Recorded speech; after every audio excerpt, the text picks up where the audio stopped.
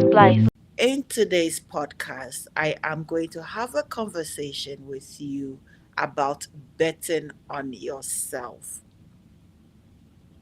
It really came to mind attention when a friend of mine and I were having a discussion, and he did tell me how he made the decisions in his life to become who he is and attain the standard of where he is right now.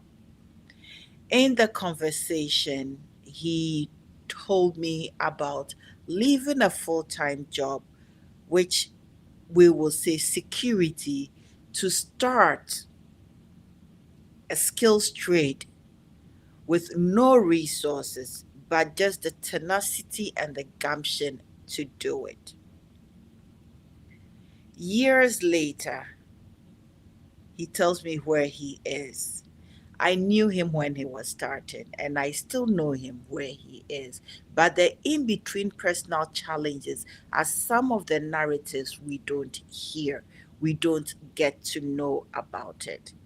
Leaving a full time position and working as a skills trade person, as an apprentice, day in and day out, not really knowing how things are going to go, but having that faith that the decision is the right decision, and he kept pushing. What are some of the challenges that I'm talking about? And I'm going to go to the tail end, which is that he needed to write his license examination. He bet on himself by paying $1,000 plus, getting a tutor for the weekend to help him go through all he's learned all the years to write that exam. And the exam was for plumbing. This investment in himself and the time that he dedicated is what he was talking to me about. That many people assume that they can do it all. To take that money to invest is something that is difficult for many people, without the understanding that you betting on yourself, you investing on yourself to achieve the greatest. This brings me to the fact that if you need to go back to school to attain a certificate, bet on yourself, invest in yourself, even if you have to take out from a credit card, from a personal loan, to borrow. Bet on yourself to get that, and that particular certificate or achievement is going to take you to your next level. Nobody can take that from you. In this sense, you make yourself a priority. Many of us put ourselves at the bottom or gives excuses and don't want to invest in anything for ourselves. But if you don't do that, how do you get to that next level? Believe in the self.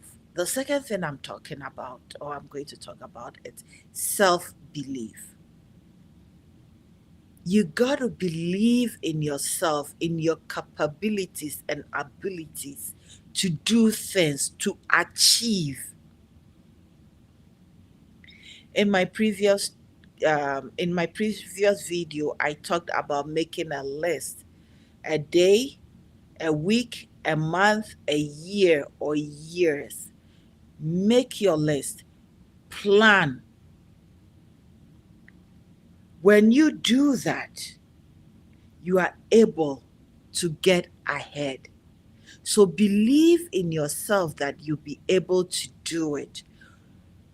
Work on yourself towards that goal and keep it going. Belief requires a lot of work. You cannot just say, I believe in myself and not do the work. That you're not going anywhere. You believe in yourself that when you sit to take a book, you will be disciplined enough to read that book. You'll be disciplined enough to write your notes, to write that essay, to make this video. One of the things that over the years of interviewing and doing YouTube videos, I have learned a lot of things. The beginning was questionable. I just jumped into it, whether I could do it or not. But at this particular moment, I believe that whoever sits across from me, we can have discussions and conversations that are in depth, that brings fruit, that are fruitful, that everybody can gain an insight or something from it. But if I have no self belief, I wouldn't be able to do this. And that is not to say that I did not make myself a priority. I made myself a priority. I invested in myself. That is why I read a lot of books. I invested in myself. That is why I do a lot of journaling to unpack. So the question is, why do I want to be normal when I can be the best? Is it easy? Absolutely not. But can I work towards it? Absolutely yes. So I want you to, one, make yourself a priority. Two, believe in yourself. Number three, don't just be like anybody. Nana Yaa Yeboaa is Nana Yaa Yeboaa. When I'm in the field, when I'm at work doing my nursing, I am who I am. That professional, that person that you meet, that person that brings love, kindness to you, because that is me. And that is what gives me joy. The one biggest thing that keeps us, for fear of others judging us, for making others a priority, not us, is also, why are we so scared? Sometimes we fear things that we don't know. Fear of the unknown always tend to keep us in place. But the question is, fear will always be there. So do not be afraid of fear. When fear comes, embrace fear. Learn from fear. Dance in the storm of fears, because it will come and it will go. And another one will come and it will go. As we say, problem not the finish. So why do we let fear keeps us fearful? Meanwhile, we know that problems always arise, and so we need to look for the solutions. Be free, keep fear at bay, and dance in the storm if need be, because fear is part of the storms of life, which we will always encounter. There's no two ways about it. We will always encounter that. The one thing I also learned is that you can get anything you want in life if you help others and you allow others to help you. In conversation with my good friend, what he did say is that for him to get to the point he is, he met people along the way and he sought for help. He asked for help. There were those that helped him and there were those that let him down. But at the end of the day, it is keeping that fear at bay and looking for that help. There will be many yeses as well as no's. In fact, we get so many no's than yeses. Nobody has ever done a podcast or YouTube or do interviews without the beginning no's. we have all gone through. And sometimes it is so disheartening that it's like you get one no, two no's, three no's out of 10 people you've reached out to. You get a one yes, everything else is no. It is life. Let's get on it. Let's do it. I am going to recap all that I have said, all that I learned from this friend when we had this conversation about, achieving his success. What are some of the things he did to get to where he needs to be?